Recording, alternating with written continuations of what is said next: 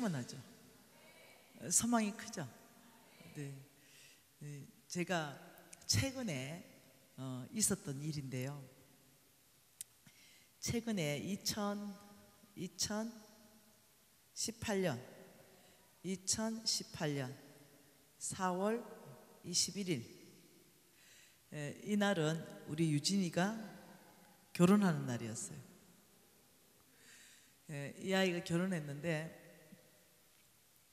나이는 24살 아들. 제 소원이 이 아이 24살에 장가 보내는 게 내 소원이었습니다. 아주 뱃속에 있을 때부터요. 아버지 25 전에 무조건 보내주게 하세요. 그래서 며느리는 29살. 너무 좋죠. 그러니까 예. 예. 근데 제가 광야에 있을 때 하나님 앞에 소원한 게 하나 있습니다. 아버지, 내가 아무리 생각해봐도 아브라함의 신데, 내가 아무리 생각해도 불치병이 고쳐질 것 같고, 내가 아무리 생각해도 50억 빚은 다 갚아질 것 같고, 내가 아무리 생각해도 온 땅에 하나님 나라를 확장하는데 제가 크게 쓰임받을 것 같은데, 왜냐하면 내 믿음의 크기만큼이니까 저는 철저하게 고신에서 신앙생활을 했습니다. 그러니까 굉장히 말씀 중심의 강의가 아니면 저는 은혜 못 받습니다. 저는 간증 집회, 저는 은혜 못 받습니다. 예, 그러니까 저보고 우리 신랑은 고신병에 걸렸답니다. 예, 철저하게 어떤 거라도 말씀 기반, 이것이 제 안에 있었던 거예요. 그러니까 말씀에 기반해서 아무리 봐도 내가 복 받을 것 같아. 아무리 봐도 아브라함의 신, 제가 풀로 250독을 읽어댔잖아요. 아무리 신구약을 다 맞춰봐도 나 잘 될 것 같은 거예요. 그 광야에 있을 때. 그래, 내가 잘 되면 하나님의 은혜니 뭔가 하나 소원을 하고 싶은 마음이 생긴 거예요. 진짜로. 그래서 어느 날 주님 앞에 가서, 주님, 제가 아무리 생각해봐도 잘 될 것 같은데 제가 빚 다 갚고 정말로 하나님 나라에 쓰임받는 정말 그런 사람, 경제계 영역 안에서 그런 사람 된다면 우리 유진이가 장가 가기 전에 제가 살고 있는 집 한 채를 빼고 몽땅 주님 앞에 드리겠습니다. 이걸 제가 소원한 거예요. 그때는 그 소원이 뭔지도 모르고 한 거예요. 그냥 뭐가 잘 될 것 같으니까.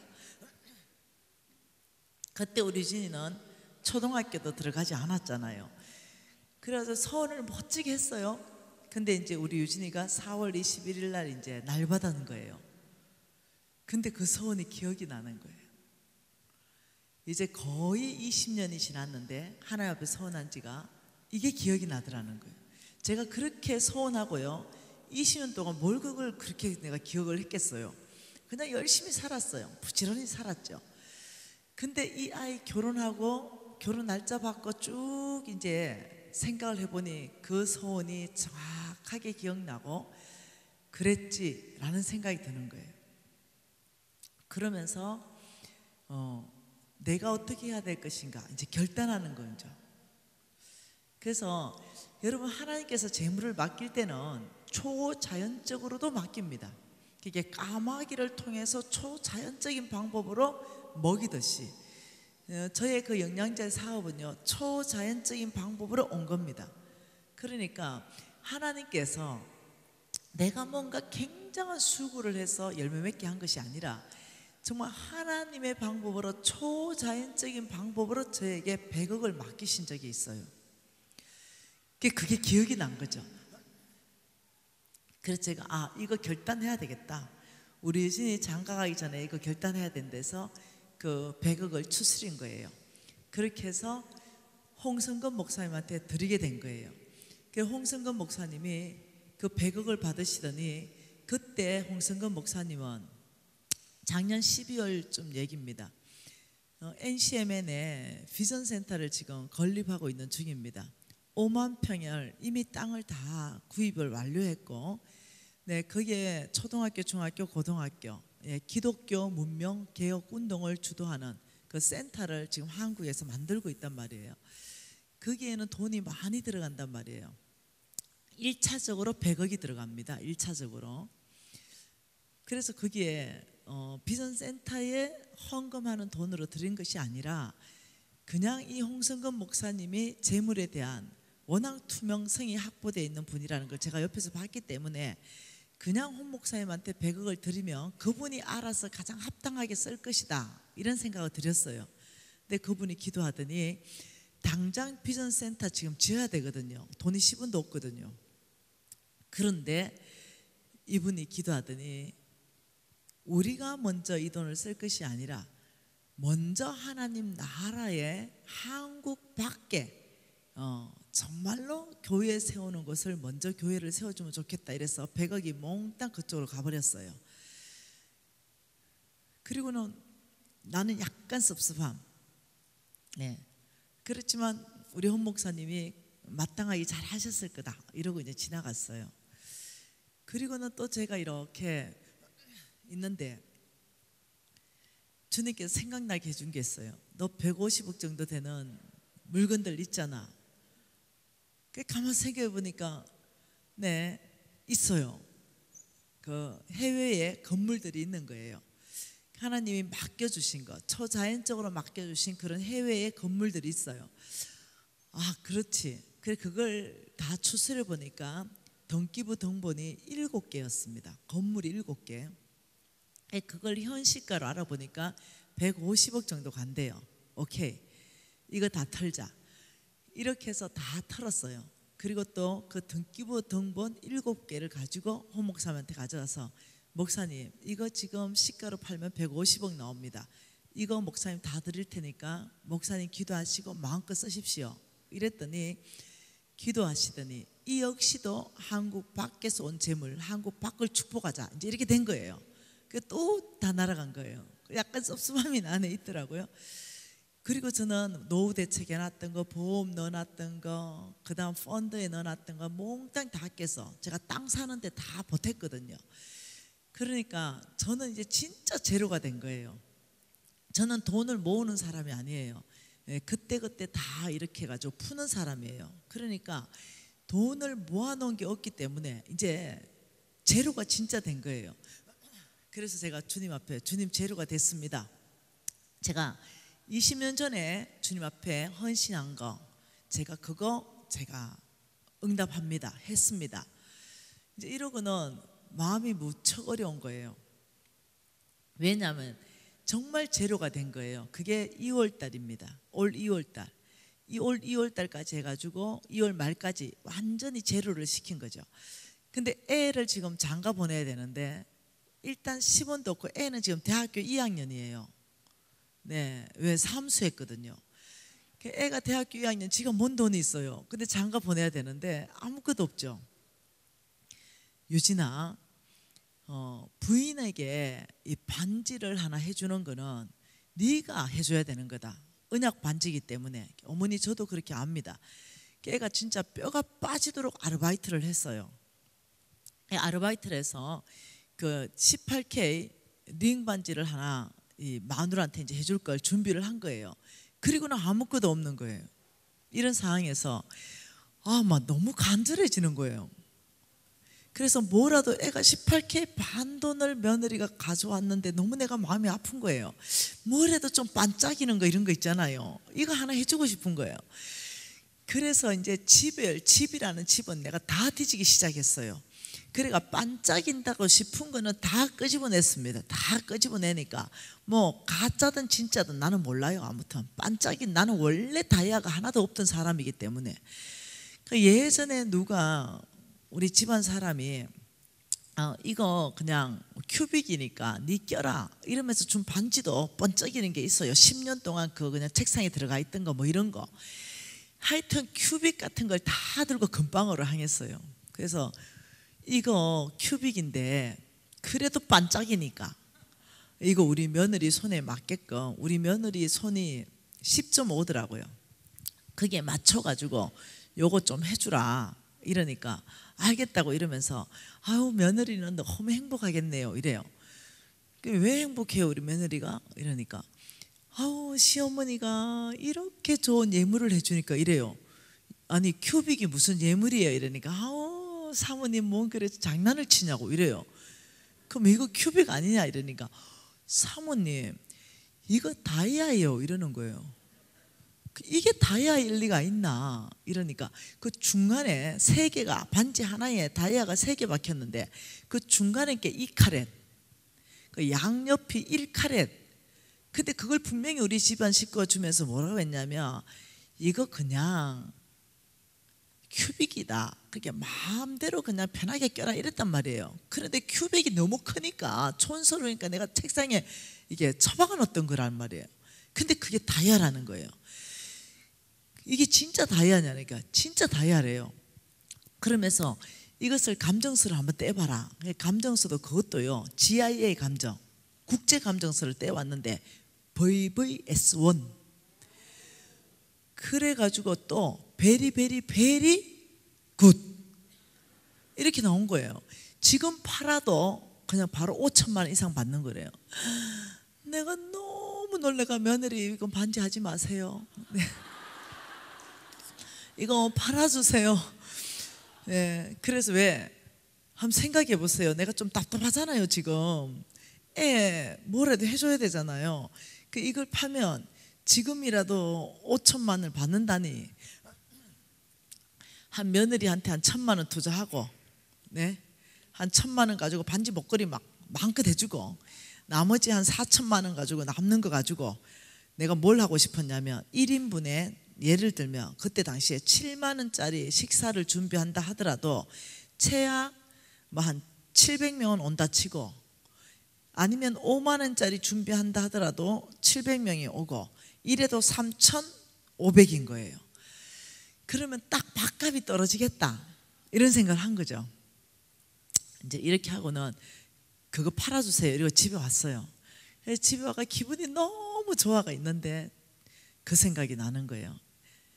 20년 전에 아버지 집 한 채 빼고 나의 모든 재산을 털어서 제가 아버지께 다 드리고 우리 유진이는 제로를 해서 하나님과 함께 출발하는 믿음의 다음 세대도 키우겠습니다. 이걸 내가 헌신했거든요. 그 생각이 또 나는 거예요. 아 그러네.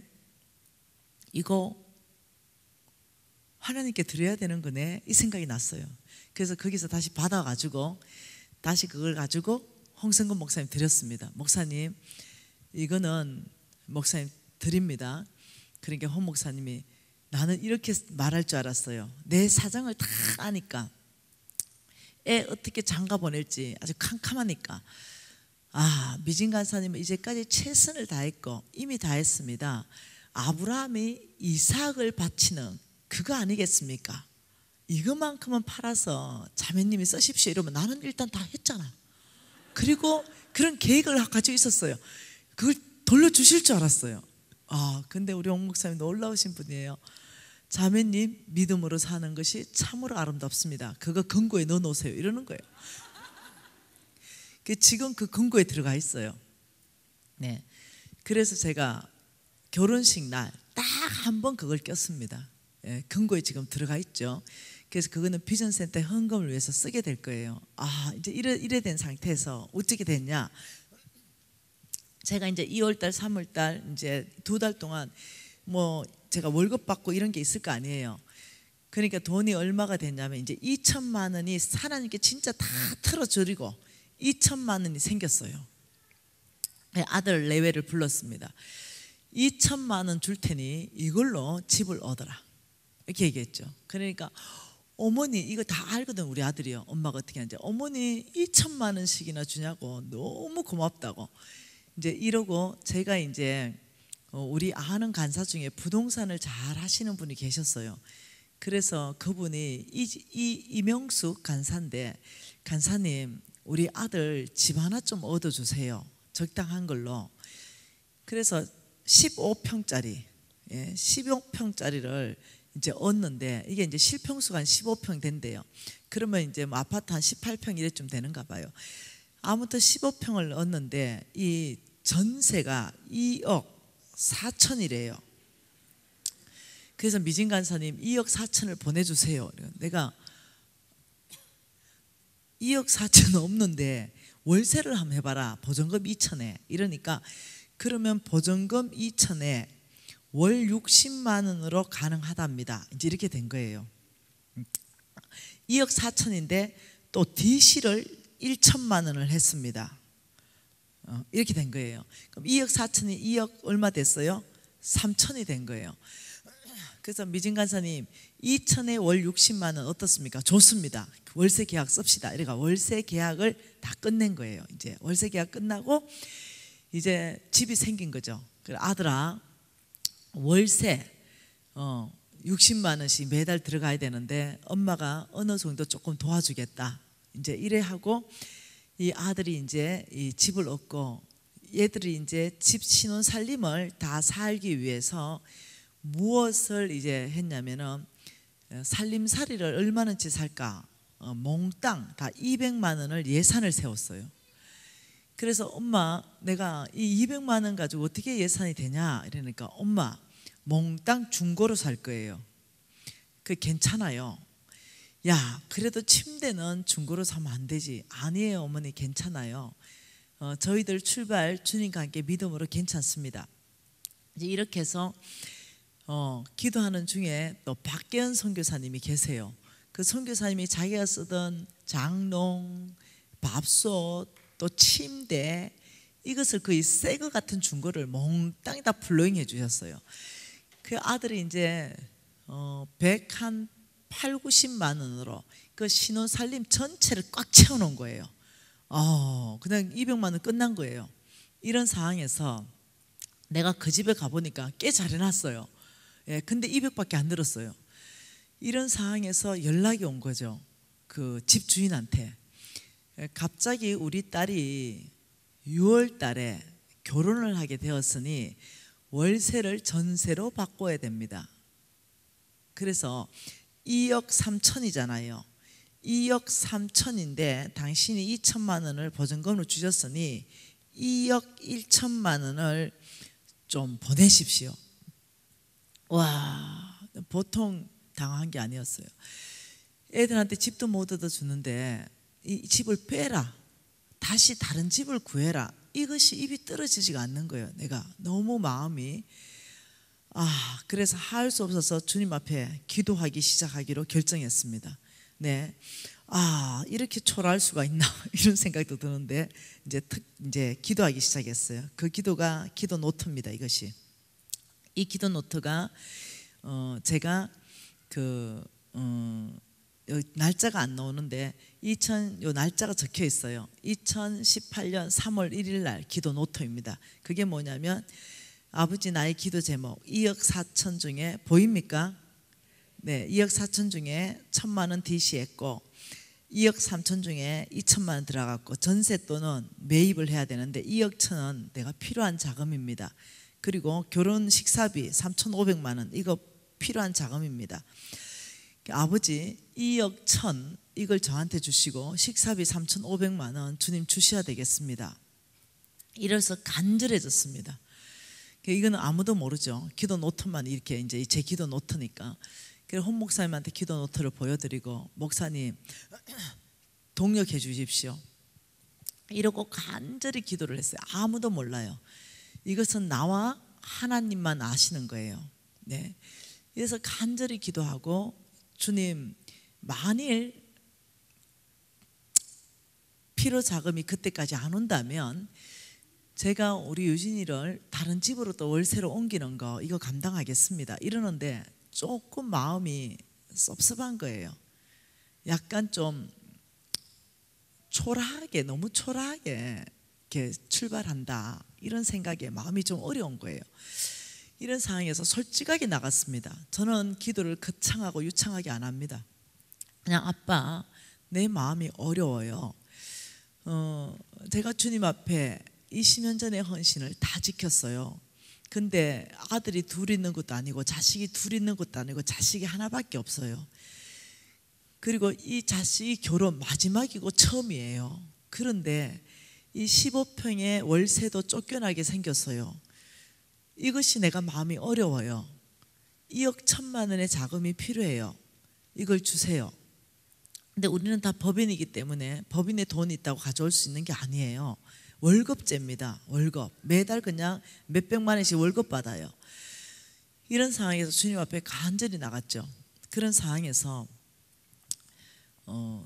주님이 어떻게 일하실지는 나는 모르는 거죠. 그리고 금식했습니다. 근데 어떤 일이 발생했느냐? 놀라운 일이 발생했습니다. 이 일요. 2억 1천만 원 김미진 간사님한테 계좌이체하겠습니다. 유진 형제의 전세자금으로 불로행합니다. 이렇게 들어온 거예요. 근데 내가 너무 충격을 받아버린 거죠. 아니 누가 어떻게 알아서 내가 2억 1천이 필요하고 우리 유진이 전세자금이 필요하단 말인가? 이걸 어떻게 안단 말인가? 이게 도저히 납득이 되지 않은 거예요. 그래서 이 나한테 2억 1천을 계좌 이체한다는 사람을 불렀습니다. 제가 누군지 추적해가지고 알아가지고 불렀어요. 그리고 제가 하나님 3가지를 질문해서 다 예라는 답이 나와야만 이 돈을 받을 겁니다. 불렀죠. 첫째, 너 혹시 빚이 10원이라도 있냐? 10원도 없습니다. 오케이. 둘째, 너의 부모님이 너의 도움이 아니면 혹시 경제적으로 어렵냐? 절대로 안 그렇습니다. 셋째, 그럼 너는 일정한 수입이 있냐? 나는 대기업에 다니고 일정한 수입이 있습니다. 몽땅이 예예예예요. 그리고 너는 그러면 이 2억 1천 이 2억 1천 왜 2억도 아니고 1억도 아니고 3억도 아니고 왜 2억 1천이냐? 왜 2억 1천인지 나한테 설명하라. 이렇게 했죠. 내 기도 노트는 아직 안 보여줬어요. 이 아이가 정말 믿음으로 살고 내 모든 소유를 하나님께 다 드리고 싶은 그런 마음이 있었대요. 하나님이 말씀하신다면 무엇이든지 순종하고 싶었대요. 근데 이 아이가 어느 날 기도하는데 부인하고 둘이 따로 기도했대요. 그러면서 뭐라고 했냐면 아버지만이 나의 안정감이고 아버지만이 나의 전부입니다. 그러니까 하나님이 그렇게 말씀하셨다는 거죠. 정말 너가 나의 전부이니? 정말 내가 너의 전부이고 정말로 너의 모든 안정감은 하나님이니? 그러니까 예라고 대답했대요. 아닌데 라는 마음이 쑥 들어오더래요. 그래서 나의 안정감이 하나님이 아닌 그 무엇이 있다는 생각이 들어오더래요. 그래서 점검하고 부인하고 점검하니까 전세금이더래요. 자기 전세금으로 넣어놓던 그 돈이 생각나더래요. 나의 진짜 안정감은 지금 내가 전세로 넣었던 이 돈이 나의 진짜 안정감이다. 이 생각이 들더라는 거예요. 그래서 전세가 얼만데? 이러니까 전세가 4억입니다. 이래요. 4억 전세가 나의 안정감이다. 이러는데 그 전세금을 나에게 가져오라. 하나님 이랬다는 거예요. 이 부부가 예 이러고 그러면 어디에 가져갈까? 당신은 당신대로 음성 듣고 나는 나대로 음성 듣자 이러면서 따로 기도를 했다는구만요. 그래서 4억 전세를 몽땅 하나님께 이제 가져가기로 결정을 받는데 그러는 순간에 이제 이들이 기도하고 어떤 일이 있었냐면은 기도 노트를 이제 서로가 이제 적는 거죠. 기도 노트를 서로 적는데 이제 부인이 들은 음성입니다. 이 부인은 하나님이 자꾸 2억 1천을 말씀하더래요. 그냥 자꾸 금액을. 그 기도 노트에 2억 1천을 들었어요. 그다음에 이제 남편이 따로 기도했는데 이 남편은 자꾸 어떤 사람이 기억나더래요. 사람. 이 남편을 양육했던 이 소그룹에 간사가 있는 거죠. 간사. 이 소그룹의 간사는 NCMN의 간사입니다. 이 NCMN의 소그룹 간사 이름이 2억 1천입니다. 이렇습니다. 이 남편은 자꾸 2억 1천 간사가 생각이 나는 거예요. 그래가지고 2억 1천 간사님에게 4억을 주라나 보다. 이제 이 형제 이제 이렇게 생각을 한 거죠. 그리고는 하나님 그러면 이 역천 간사한테 얼마를 줘야 됩니까? 이러니까 이 형제는 그게 아니라 유진 형제에게 주라 이렇게 말했다는 거죠. 그러니까 이게 4억이 내 생각이구나. 그러면 2억 천 간사인데 유진 형제한테 주라. 이게 도대체 왜 이렇게 음성이 혼란스럽냐. 이러고 그냥 노트에 그냥 그래 적은 거예요. 근데 이제 이 부인은 2억 천을 그럼 누구한테 줘야 됩니까? 이러니까 유진이다 이렇게 말했다는 거예요. 근데 저는요 이 돈이 플로잉 돼 들어올 때까지 단 한마디도 누구에게도 이 말을 한 적이 없어요. 그래가지고 둘이 기도 노트 딱 맞춰보고 기절해 버린 거죠. 그러니까 2억 천이 유진 형제한테 이렇게 된 거예요. 그러니까 이제 우리 유진에게 이걸 주게 된 거죠. 그래서 이제 모든 게 다 맞잖아요. 기도 노트도 맞고. 그래서 제가 그 돈을 받았습니다. 그리고 집에 갔죠.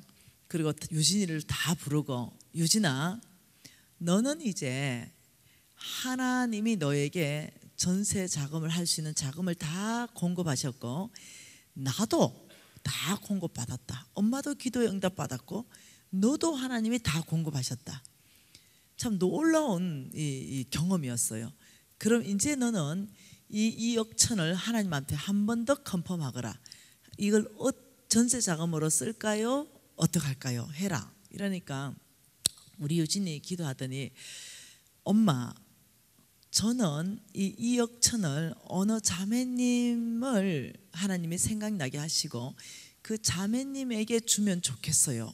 근데 그 자매라는 사람이 우리 유진이가 몰라요. 그 사람을. 그 자매님의 사업장을 위해서 먼저 이 돈을 쓰고 그 자매님이 축복하면 좋겠어요. 너는 집을 그럼 빼야 되는데, 예 어머니 제가 기꺼이 집을 빼도록 할게요. 이렇게 된 거예요. 음성 듣고 하나님이 주라는 곳에 주고 싶다는 거예요. 그래서 제가 다시 그 부인하고 전화했어요. 남편하고 전화하면서 우리 유진이가 그 2억 천을 놓고 기도했을 때 어떤 자매님의 사업장에 먼저 그 축복해주고 그 자매를 위로하고 싶다고 말씀한다. 이 돈을 그렇게 써도 되냐? 그러니까 2억 천 간사님, 이 플로잉한 사람들은 뭐라냐면, 내 손을 떠난 것이니 당연히 주인은 유진 형제고, 유진 형제가 기도하고 하나님이 말씀하는 대로 순종하는 것에 대해서 저는 아무런 할 말도 없고 그냥 기쁩니다. 이렇게 해서 끝난 거예요. 그래서 2억 천이 그 말씀하신 그 자매에게로 가는 걸로 이제 끝낸 거죠. 그러면 이제 나는 또 이제 아버지 이제 이런 상황이었어요.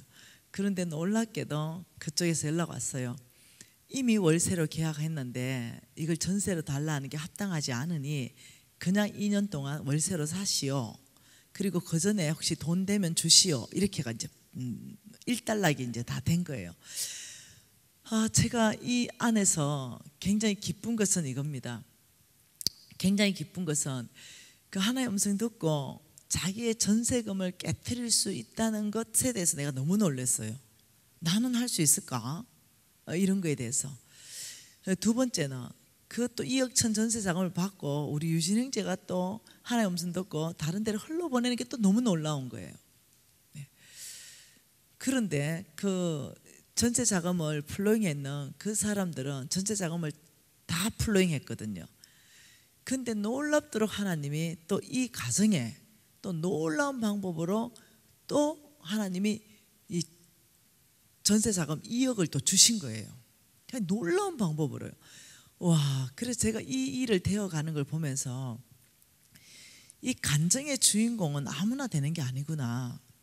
이 하나님을 영화롭게 하는 간증의 주인공은 정말 믿음으로 사는 사람이구나. 제가 이제 이걸 깊이 한 번 더 알게 된 거예요. 그러면서 제가 한 가지 이 기억났던 말씀이 있어요. 그 말씀이 사사기 말씀이었습니다. 사사기입니다. 사사기 2장이었습니다. 이 사사기 2장 말씀이 이 사건 안에서 기억났죠. 자, 사사기 2장에 뭡니까? 사사기 2장 6절 말씀 같이 읽습니다. 전에 여호수아가 백성을 보내매 이스라엘 자손이 각기 그들의 기업으로 가서 땅을 차지하였다. 그러니까 믿음의 1세대 누가 나오냐면 지금 여호수아가 나옵니다. 여호수아. 지금 여호수아 믿음의 1세대, 믿음의 2세대 7절 같이 읽을게요. 백성이 여호수아가 사는 날 동안과 여호수아 뒤에 생존한 장로들 곧 여호와께서 이스라엘을 위하여 행하신 모든 큰 일을 본 자들이 사는 날 동안에 여호와를 섬겼더라. 장로들 세대가 나옵니다. 장로들. 근데 이 두 세대의 뚜렷한 특징을 두 가지로 말했어요. 그 첫 번째 특징이 뭐냐면 이들은 하나님을 알았다. 하나님을 알았다. 두 번째 이들의 특징은 뭐냐면은 하나님의 능력을 경험했다. 경험. 하나님의 능력. 네.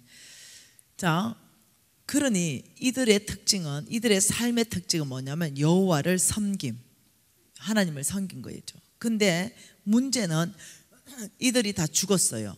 8절에 보니까 여호수아도 죽고 10절 같이 읽을게요. 그 세대 사람들도 다 그 조상들에게 돌아갔고 그 후에 일어난 다른 세대는 여호와를 알지 못하고 여호와께서 이스라엘을 위하여 행하신 일도 알지 못했다. 다른 세 번째 세대를 원래는 우리가 무슨 세대라 그래야 되냐면 다음 세대라고 해야 됩니다. 다음 세대. 믿음의 바톤을 정확하게 받은 세대여야 되는데 여기 보니까 다음 세대가 아니라 어떤 세대요? 다른 세대다 그랬어요. 다른 세대. 그러니까 다른 세대가 일어난 거예요. 믿음의 1, 2, 3세대를 흘러가면서 믿음의 바톤이 물려간 것이 아니라 다음 세대가 일어난 것이 아니라 아예 다른 세대가 일어난 거죠. 이 다른 세대의 특징을 성경에서는 두 가지로 말하는데 이 다른 세대는 첫째, 하나님을 알지 못했다. 두 번째는 하나님의 능력도 이것도 경험하지 못했다. 그러니 이들의 특징은 어떻게 살았냐면 11절 같이 읽어볼게요. 이스라엘 자손이 여호와의 목전에 악을 행하며 바알을 섬기고, 그러니 이들의 삶의 형태는 바로 우상 숭배로 가는 거예요. 우상 숭배. 하나님을 모르고 하나님의 능력을 경험하지 못하니까. 그러면서 12절에 뭐라 그래요? 애굽 땅에서 그들을 인도하여 내신 그들의 조상의 하나님 여호와를 버리고 다른 신들 곧 그들의 주위에 있는 백성들의 신을 따라 그들에게 절하고 여호와를 아주 진노하게 했습니다. 그러니까 13절부터 읽습니다. 곧 그들이 여호와를 버리고 바알과 아스다롯을 섬겼으므로 여호와께서 이스라엘에게 진노하사 노력하는 자의 손에 넘겨주사 그들이 노력을 당하게 하시며 또 주위에 있는 모든 대적의 손에 팔아넘기심에 그들이 다시는 대적을 당하지 못하였으며 그들이 어디로 가든지 여호와의 손이 그들에게 재앙을 내리심에, 이렇게 말했어요. 하나님께서 선택한 이 이스라엘 백성, 다음 세대를 일으키지 못하고 믿음의 1세대, 2세대에서 믿음의 3세대, 다른 세대를 일어나 버린 거죠. 여기에서 교회는 심각성을 각성하셔야 됩니다. 여러분 교회라고 예외가 아닙니다. 모든 교회와 모든 크리스찬 가정은 반드시 이 말씀 안에서부터 내가 지금 있는 위치가 어디인가? 여러분 어디겠습니까? 당연히 장로들 위치입니다. 우리 다음 세대, 그 다음 세대를 일으켜야 되는 그 책임감이 있음에도 불구하고 이 우리가 아이들에게 하나님이 누군지 말씀 안에서부터 가르치지 않는다는 거죠. 말씀 안에서부터 하나님을 가르치고 말씀대로 살아내는 믿음의 삶을 안 산다는 거예요. 말씀대로 믿음으로 사는 삶을 바라보면서 자녀들이 부모들의 믿음을 그대로 이어받죠. 그리고 다른 세대가 되는 것이 아니라 다음 세대로 일어나서 믿음의 바톤을 들고 삶 주자로 뛰기 시작하는 거죠. 그런데 한국 교회 안에 정말 이 다른 세대들이 일어나고 있는 것은 첫째, 교회의 책임이요. 둘째는 가정의 책임입니다. 여러분 신앙교육은 교회에서 하는 게 아닙니다. 신앙교육은 먼저 가정에서 하는 것입니다. 여러분 사회성 교육은 학교에서 하는 게 아니에요. 먼저 가정에서 하는 것입니다. 먼저 가정에서 아이들의 신앙교육, 먼저 가정에서 나부터 하나님을 섬기는 것, 나부터 하나님의 능력을 경험하는 것, 그리고 아이들한테 그것들을 쉐어하고 그것들을 같이 나누고 예, 여러분 우리 유진이 보십시오. 제가 오늘 이 교회에서는 교회가 7시부터 보통 집회하는데 여기는 내가 마이크 넘어오는 게 7시 50분이기 때문에 모든 간증을 다 뺐습니다. 근데 제 간증 안에 보면은 다 하나님을 경험하는 간증들 아닙니까? 제가 믿음으로 얼마나 치열하게 살았던 그 간증들 아닙니까? 주님 앞에 제가 눈물불에서 꿇어 엎드렸던 그런 시간들의 간증들 아닙니까? 그걸 우리 아이하고 함께 살고 함께 해내면서 그 아이가 거기서부터 자라났던 그런 간증들 아닙니까? 여러분이 유튜브 보신 분들은 아마 다 아는 얘기 아닙니까? 근데 그 아이가 엄마가 왜 망했는지도 봤고 다시 왜 엄마가 흥했는지도 보고 엄마가 주님 앞에 서원하고 주님 앞에 믿음으로 반응하고 100억 150억도 주님 앞에 다 돌려드리면서 가장 내가 너를 사랑하기 때문에 너를 하나님과 함께 출발시키고 믿음의 다음 세대 되기 위해서 나의 가장 큰 선물은 내가 너를 제로로 만들어서 하나님과 함께 출발하는 거다. 이렇게 내가 담대하게 할 수 있었던 이유는 내가 믿음으로 키웠다는 거예요. 그리고 그 아이가 그걸 받아들일 수 있는 믿음이 있다는 거예요. 네, 그리고는 놀라운 간증이 터졌죠. 다 기도했습니다. 근데 이 아이들한테 채워지지 않는 게 있었습니다. 그게 뭐였냐면은 예물시계였습니다. 다른 모든 걸 다 채워졌죠. 근데 예물시계가 채워지지 않았고 아빠가 예물시계를 그러면 내가 사줄게 해서 아빠가 선물로 해줬어요. 그런데 놀랍죠. 이 아이 엊그저께 토요일 날 네, 까르띠에 굉장히 비싼 명품 그 부부 세트가 유진이 앞으로 들어온 거예요. 깜짝 놀랐어요. 그러면서 그 편지를 읽어보니 유진이가 결혼하기 전에 하나님께서 이 까르띠에 시계를 유진이 형제한테 주라고 말씀해서 저희들이 이걸 수리하고 이것을 다 세척하고 깨끗하게 하는데 시간이 걸려서 이제야 가져왔습니다. 이러면서 이 결혼식 전에 하나님이 완벽하게 다 준비한 걸 이 아이가 이제 알게 된 거예요. 시계까지. 너무 감격스럽더라고요. 네. 이 아이는 아는 거죠. 무엇이 진정한 가치인가? 돈이 아니라 믿음으로 사는 것. 우리 어머니가 진짜 나에게 무엇을 물려주려고 했던지를 이 아이는 아는 거죠. 어머니 나한테 100억 주고 150억 준 것보다 어머니가 나를 믿음으로 살 수 있고 믿음으로 선택할 수 있게 하셔서 어머니 가장 큰 선물입니다. 그러니 이 아이는 다른 세대가 아니라 우리 가정 안에서부터 다음 세대로 일어난 거예요.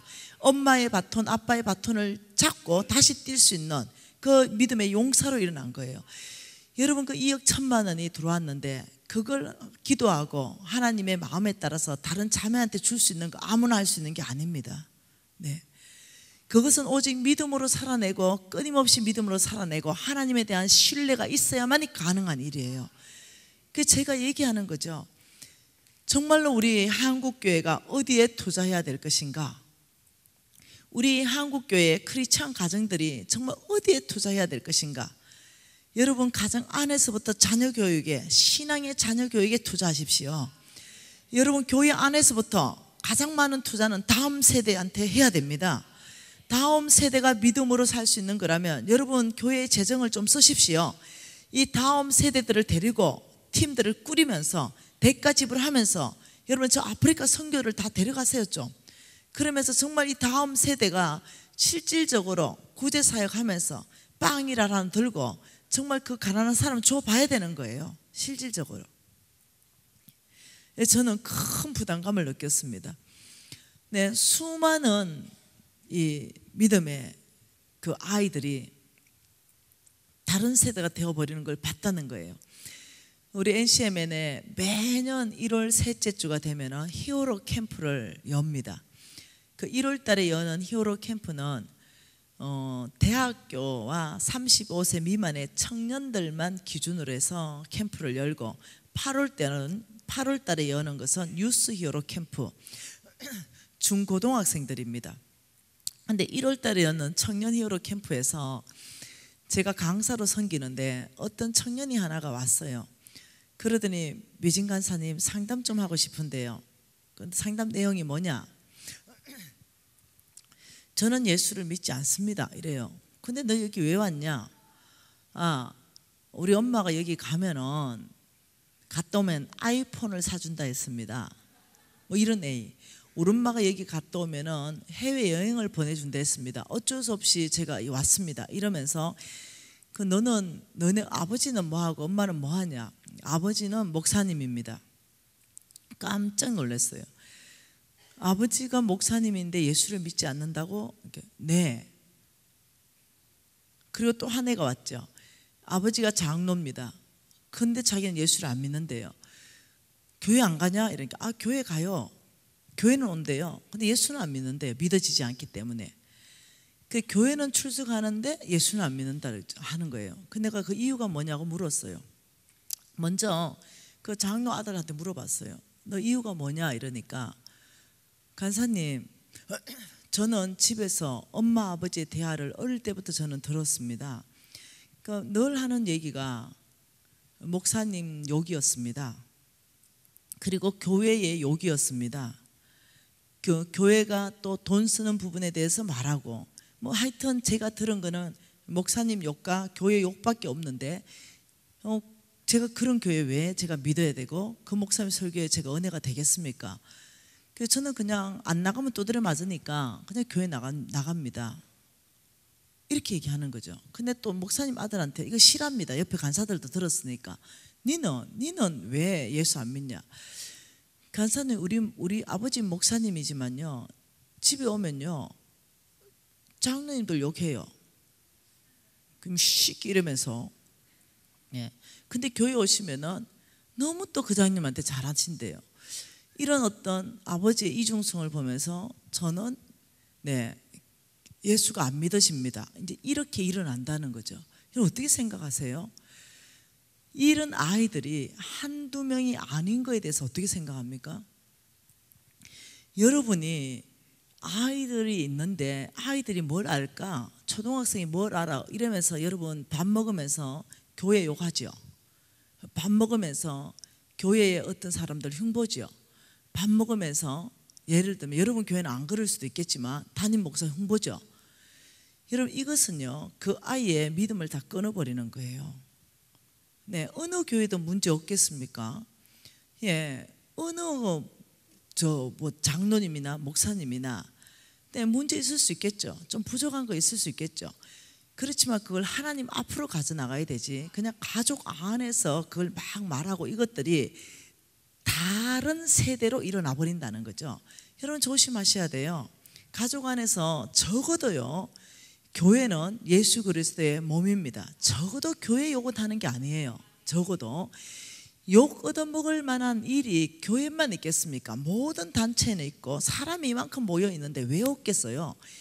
저는요 우리 유진이한테 떳떳한 게 있습니다. 제가 다니던 교회는 왜 욕할 일이 없었겠습니까? 왜 말할 만한 일이 없었겠어요? 그러나 단 한 번도 아이 보는 앞에 제가 교회 흉본 적이 없습니다. 목사님 흉본 적이 없습니다. 제가 내 아닌 다른 누구에게 교회 흉본 적이 없어요. 목사님 흉본 적이 없습니다. 왜요? 왜 그래요? 그 다른 사람들이 그거 그대로 믿음으로 가거든요. 그대로 말할 만한 사람들이 있겠죠. 말할 만한 사람들, 그 안에서 말할 만한 사람들, 이것을 더 나은 곳으로 가기 위해서 회의를 해야 되거나 문제를 직시해야 되거나 이럴 때는 무슨 대화를 해야 되겠죠. 그렇지만 말을 해본 적 단 한 번도 없다는 거예요. 전 당사자하고 늘 얘기합니다. 당사자하고. 그러면서 제가 너무나 마음 아팠던 그런 시간들이 있어요. 그 아이들의 그런 마음들을 잃어버리고 교회는 나오고 중직자의 자녀일지는 모르지만 아예 다른 세대로 되어 있다면 첫 번째는 누구의 잘못이냐면 가정에서 잘못한 겁니다. 가정에서 신앙교육을 안 했다는 거예요. 교회 가서 뭐 배웠노? 교회에서 애를 어떻게 지도했노? 아닙니다. 첫 번째는 가정에서 신앙교육 해야 됩니다. 그리고 두 번째는 교회 잘못입니다. 교회에서 정말로 어떠냐면 신앙교육에 대해서 다음 세대는요 돈이 끊임없이 들어가는 거거든요. 투자하는 거거든요. 끊임없이 다음 세대에 신앙교육을 정말로 들어가나 나가나 어릴 때 신앙교육을 잘 해놔야 컸어도 주님을 안 떠나는 거거든요. 이제는 네, 제가 늘 얘기하는 게 있습니다. 사람에게 투자해라. 사람에게. 건물에게 투자하지 말고 건물에 투자하는 것보다 사람에게 투자하는 것이 가장 남는 투자이다. 우리 예수님은 이 땅에 건물 하나 안 남겼습니다. 머리 둘 곳도 없이 사시면서 사람에게 투자했어요. 12명에게 투자했습니다. 그런데도 한 놈은 불량이 났습니다. 네. 그러나 그 11제자로 인해 가지고 한번 봐보세요. 어마어마한 배가가 일어난 거 봐보세요. 그래서 사람에게 투자하고 사람을 키우기 위해서 뭔가가 필요하다. 이렇다면 그거 해야 되죠. 여기는 사람을 키우고 사람을 양육시키고 사람을 일으켜야 되고 다음 세대를 일으켜야 되기 때문에 예를 들면은 학교가 필요하다. 그럼 해야 되겠죠. 네. 내 비전이 아니라. 그래서 저는 요즘 한국교회 다니면서 다음 세대에게 투자하라고 얘기 많이 합니다. 우리 지금 한국교회 안에서 이 다음 세대가 위험합니다. 교회는 다니지만 다른 세대가 일어나고 있다는 거죠. 그래서 다음 세대에게 여러분 더 관심 가져주시고요. 가정 안에서부터 관심 가져주시기를 간절히 소망합니다. 우리가 어제 계속 보고 있는 것이 뭐냐면은 맘몬에 대해서 보고 있습니다. 맘몬은 거짓말쟁이다. 네, 삼천구절을 통해서 다 보니 돈이 많으면 행복하게 한다. 이래 속여버리니까 우리 다음 세대가 다른 세대가 되어버리는 거죠. 우리 자녀들이요, 이에 대해서 말씀 안에서 배우지 않으면요, 여기 다 끌려갑니다. 돈에 의해서 돈을 위해서 돈을 따라가는 삶, 돈이 그냥 인생의 목표가 되어버립니다. 여러분 젊은이들하고 한번 얘기해 보세요. 인생의 목표가 돈입니다. 그냥 돈, 아무 생각도 없어요. 그냥 돈만 많으면 되지요. 내 돈만 많으면 행복하지요. 돈만 많으면 내가 뭐 잘 되죠. 돈만 많으면 이쁜 여자도 내가 사귈 수 있죠. 이런 사고로는 다 흘러간다라는 거죠. 그러니 이것이 얼마나 사탄이 우리에게 넣어주는 생각인지 알아야 된다는 거죠. 그리고 어저께 우리가 인색함, 돈이 행복하면 인색함에 잡히고 소유권도 내가 주인이야. 하나님이 주인인데 내가 주인이야. 이래서 오늘 네 번째는 이겁니다. 만문하면 돈이면 모든 게 해결할 수 있어. 그게 전능자인 거죠. 돈이 전능자예요. 실질적으로 그렇게 쓰임 받고 있죠. 해결 안 되네. 이거 허가가 안 나는데요. 이거 그 돈 좀 갖다 줘. 그러면 공무원이 허가해 줄 거야. 허가가 안 나요. 불법이기 때문에. 그래도 돈으로 해결하려고 그래요. 근데 또 해결이 돼요. 네, 그래서 돈이 그냥 전능하게 쓰이고 있습니다. 전능자로. 그러니 돈만 많으면 해결 안 되는 거 없어. 돈만 많아봐. 국회의원 빠지도 내가 달아줄게. 돈으로 사줄게. 이런 시대인 거예요. 그러니 돈이면 모든 걸 해결할 수 있어. 이런 식으로 쏘겨버리는 거죠. 그러니까 이걸 통해 가지고 무엇이 나오냐면 부정직이 나옵니다. 부정직. 돈이면 모든 걸 해결할 수 있다 그러니까 끊임없는 부정직. 자, 하나님 말씀 한번 봐볼까요? 고린도후서입니다. 고린도후서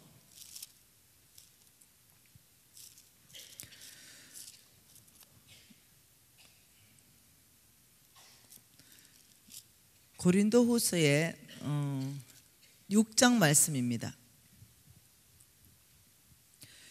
고린도후서 6장, 명확하게 하나님의 나라와 사단의 나라에 대해서 우리가 볼 수 있습니다. 고린도후서 6장 14절 말씀 한 절 같이 한번 읽어보고 싶은데요. 너희는 믿지 않는 자와 멍에를 함께 매지 말라.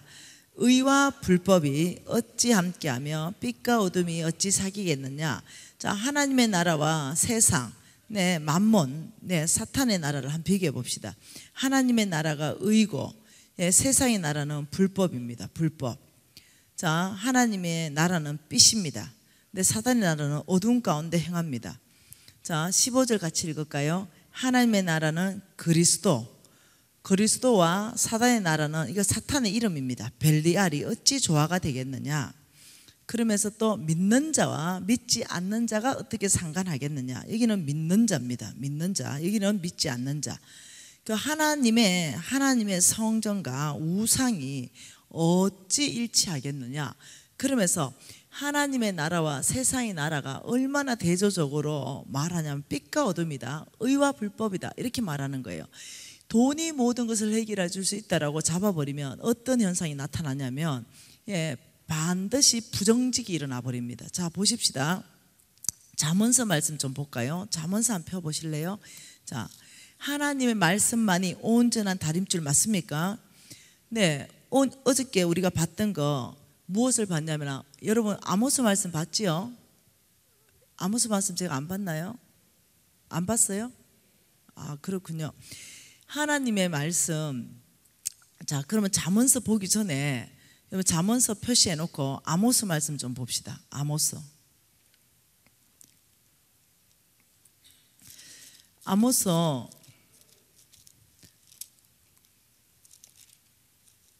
7장 말씀 보십시다.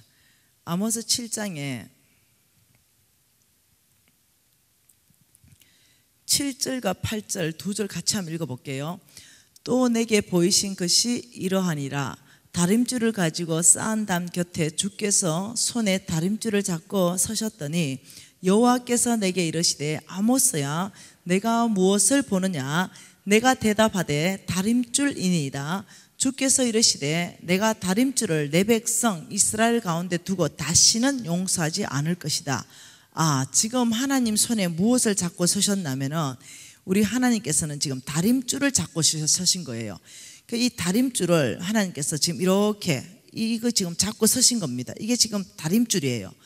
여러분, 다림줄이라는 것은 뭐냐면은 건축할 때 건축이 똑바로 잘 지어졌는가, 아주 무거운 줄을 달아가지고 옆에 이렇게 보면은 이 삐뚤한가 잘 지어졌는가 볼 수 있다는 거죠. 하나님께서 다림줄을 잡고 이스라엘 백성들 옆에 잡고 서니 이스라엘 백성들의 행위가 다 드러나는 거죠. 삐뚤삐뚤한가 바른가. 이 다림줄이라는 것은 무슨 말이냐면 하나님의 말씀이라는 이 말입니다. 이 기준은 하나님의 말씀의 다림줄을 잡고 너희들 옆에 내가 섰다 이 말이에요. 그래서 이 다림줄을 띄워 보니까 이게 안 맞는 거예요. 건축이 잘못되어 있는 거죠. 이것을 내가 용서하지 않고 내가 긍휼히 여기지 않을 것이다. 다시는 내가 용서하지 않겠다. 이 굉장히 엄격한 말입니다. 그러니까 저는요, 재정이라는, 자, 재정, 이 돈, 재정이라는 하나님의 말씀의 다림줄을 잡고 하나님은 우리를 평가한다는 거예요. 그래서 그렇게 평가를 해보니 저의 김미진, 그때 저의 보니까 제가 이렇게 쌓아진 거죠. 이렇게. 예, 제 담이에요. 제 담은 그냥 이렇게 쌓아진 거예요. 이렇게 담이 이렇게 삐뚤삐뚤한 거죠. 왜요? 예, 이게 뭐냐면은 제 개인적으로는 재정이에요. 이 재정, 재물, 네, 어떤 돈, 네, 이런 거에 대한 제가 쌓아놓은 나의 삶의 다림줄이에요. 예, 제가요 다림줄 없이 쌓은 게 아니에요. 내 나름대로도요 다 다림줄을 가지고 쌓은 거예요. 어떤 다림줄요? 혼합된 거예요. 하나님 말씀도 받고 세상의 가치관도 받고. 이 세상에서 이렇게 말했죠. 개처럼 벌어서 정성처럼 쓰면 된다. 벌 때는 좀 부정직하게 벌어도 쓸 때를 정성처럼 쓰면 문제없다. 아, 이런 내 나름대로 기준점이죠. 그 내 나름대로 기준점을 가지고 나는 잘 담을 쌓고 있었는데 이것을 하나님의 기준점에 다림줄을 내려버리니까 삐뚤삐뚤삐뚤한 거예요.